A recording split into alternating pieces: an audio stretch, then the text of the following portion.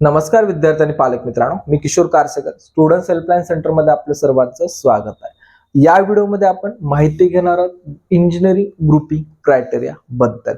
आणि हे माहिती घेण्याच्या अगोदर मी सर्वप्रथम सर्व विद्यार्थ्यांचे या ठिकाणी अभिनंदन करेन आणि जेही आपली पुढची वाटचाल आहे या पुढच्या वाटचालीसाठी सर्वांना स्टुडंट्स हेल्पलाईन सेंटर करणं हार्दिक शुभेच्छा। तर मेन कॉन्टेंट आहे आपला ग्रुपिंगचा। ग्रुपिंग बाबत पाहत असताना आपण ओपन आणि कॅटेगरी स्टुडंटसाठी काय ग्रुपिंग असणार आहे याबद्दल डिटेल इन्फॉर्मेशन घेणार आहोत। आणि त्याच्या अगोदर आपण पाहणार आहोत एक्झॅक्टली ग्रुपिंग म्हणजे काय, कारण सर्व विद्यार्थ्यांना प्रश्न पडलाय की ग्रुपिंग म्हणजे काय आणि ग्रुपिंग या ठिकाणी ग्रुपिंग इलिजिबल असल्यानंतर आपल्याला पुढे प्रवेश प्रक्रियेत कसा भाग घेता येईल याबद्दल सुद्धा माहिती देणार आहे। तर बेसिकली ग्रुपिंग म्हणजे काय, group of subject.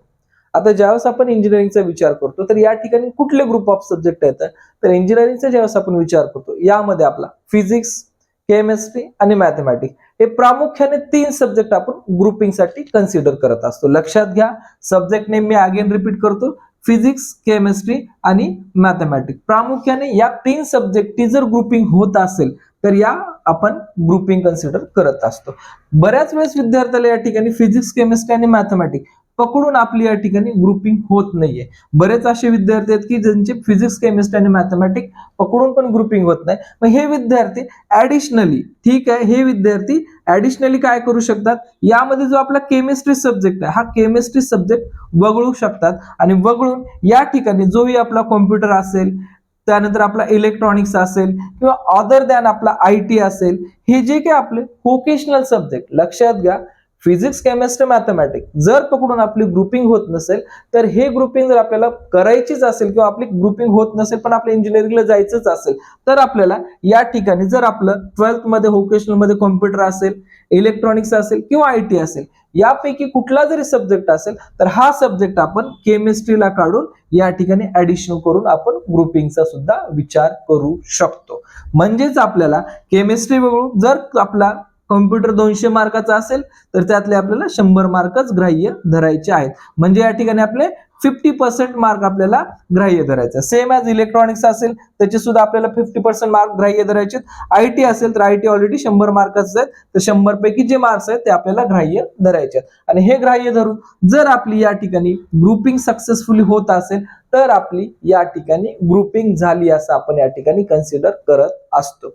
Physics, chemistry, mathematics either या ठिकाणी केमिस्ट्री वगळून तुम्ही कॉम्प्युटर, इलेक्ट्रॉनिक्स, IT हा सुद्धा सब्जेक्ट या ठिकाणी घेऊ शकतात। म्हणजे या प्रकारे जर तुमची ग्रुपिंग होत असेल तर आपली ग्रुपिंग कन्सिडर केली जात असते। मग आता या ठिकाणी आपल्याला एक प्रश्न पडेल की मग इंजिनिअरिंग प्रोसेससाठी आहे तरी ग्रुपिंग किती। बऱ्याच विद्यार्थ्यांना या ठिकाणी ऐकून आहेत 150 मार्क फॉर ओपन साठी, 135 मार्क या ठिकाणी कॅटेगरीसाठी। पण मागच्या 2 ते 3 वर्षापूर्वी जर आपण पाहिलं असता इंजिनिअरिंगचे हे ग्रुपिंग चेंज झाली आहे।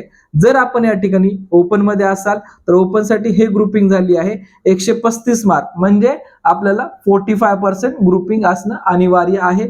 आणि या ठिकाणी अगोदरच्या नियमानुसार 150 मार्क्स म्हणजे 50% ग्रुपिंग आणि कॅटेगरीसाठी 135 मार्क, 135 मार्क म्हणजे या ठिकाणी 45% आणि या ठिकाणी आपण 120 मार्क, 120 मार्क म्हणजे आपले 40% आपण ग्रुपिंग कन्सिडर करत असतो। म्हणजे या ठिकाणी हे जे पर्सेंटेज मार्क आहेत हे पर्सेंटेज ओव्हरऑल नाहीयेत, लक्षात घ्या।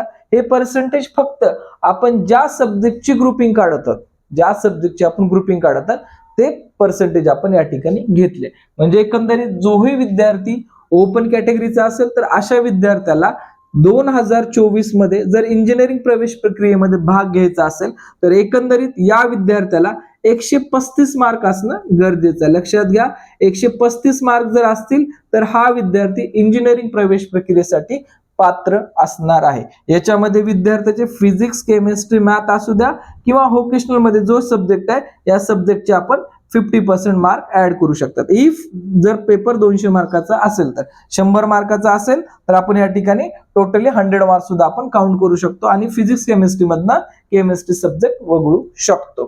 तर ओपन साठी आपल्याला 2024 मध्ये इंजिनिअरिंगला जायचं असेल तर 135 मार्क असणं गरजेचं आहे किंवा अनिवार्यच आहे, तरच आपल्याला पुढील प्रवेश प्रक्रियेसाठी पात्र केलं जाईल, अन्यथा आपल्याला पात्र केलं जाणार नाही।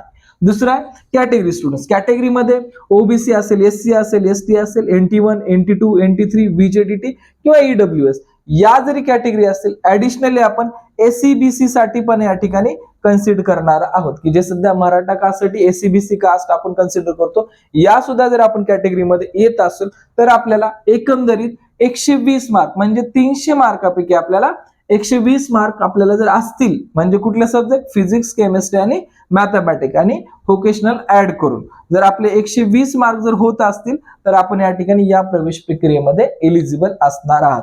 एकतर फिजिक्स, केमिस्ट्री, मॅथ 120 पाहिजे किंवा केमिस्ट्री वगळून आपलं व्होकेशनल ऍड करून 120 मार्क होत असतील तर आपली जेही या ठिकाणी इंजिनिअरिंगची प्रवेश प्रक्रिया आहे, या प्रवेश प्रक्रियेसाठी आपण एलिजिबल असणार आहे. आणि हे जर तुम्ही जोसा काउन्सिलिंगचा विचार करत असाल, लक्षात घ्या, जोसा काउन्सिलिंगचा विचार करत असाल तर या ठिकाणी आपल्याला 150 मार्कच लागणार आहेत आणि या ठिकाणी आपल्याला 135 मार्कच लागणार आहेत. हे सुद्धा इम्पॉर्टंट आहे. आणि आपल्या बोर्डमध्ये जर आपल्याला 75% पुढे मार्क्स असतील तरच आपण जोसा काउन्सिलिंग मध्ये पार्टिसिपेट करू शकतो, अन्यथा आपल्याला जोसा काउन्सिलिंग मध्ये जाता येणार नाहीये. ठीक आहे, तर या व्हिडिओच्या अंतर्गत तुम्हाला मी ग्रुपिंग बद्दल माहिती दिलेली आहे. या रिलेटेड काही विद्यार्थ्यांना डाऊट्स असतील, क्वेश्चन असतील तर विचारू शकतात. शिवाय ज्या विद्यार्थ्यांना पेड काउन्सिलिंगला जॉईन व्हायचं असेल तर स्क्रीनवरती जे नंबर दिले या नंबरवरती कॉल करून आपण पेड काउन्सिलिंग साठी सुद्धा जॉईन होऊ शकता. ठीक आहे, थँक्यू फॉर वॉचिंग.